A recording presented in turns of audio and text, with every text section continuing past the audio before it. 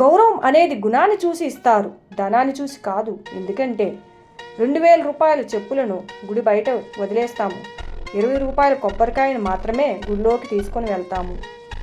మిత్రమా, నాకు ఏమీ తెలియదు అనుకునేవాడు అమాయకుడు, నాకు అన్నీ తెలుసు అనుకునేవాడు మూర్ఖుడు, నేను తెలుసుకోవాల్సినవి చాలా ఉన్నాయి అనుకునేవాడు నిత్య విద్యార్థి, తెలుసుకున్న వాటిలో సత్య అసత్యాలు గ్రహించేవాడు మేధావి.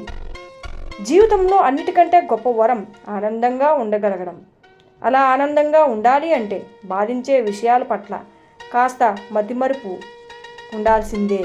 కాలం ఎప్పుడూ ఒకేలా ఉండదు మిత్రమా. తలపొగురుతో తిరిగిన వాడిని తలదించుకునేలా చేస్తుంది, తలదించుకొని బతికిన వాడిని ధైర్యంగా తలెత్తి బతికేలా చేస్తుంది.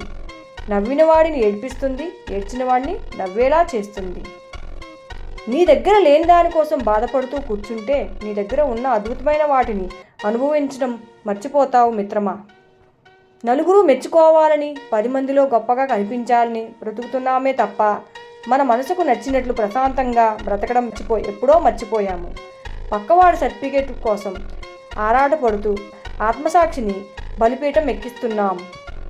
బంగారం మీద బురద చల్లినంత మాత్రాన దాని మెరుపు తగ్గదు. అలాగే సంస్కారం లేని వ్యక్తులు నీ గురించి ఏం మాట్లాడినా నీ విలువ అస్సలు తగ్గదు.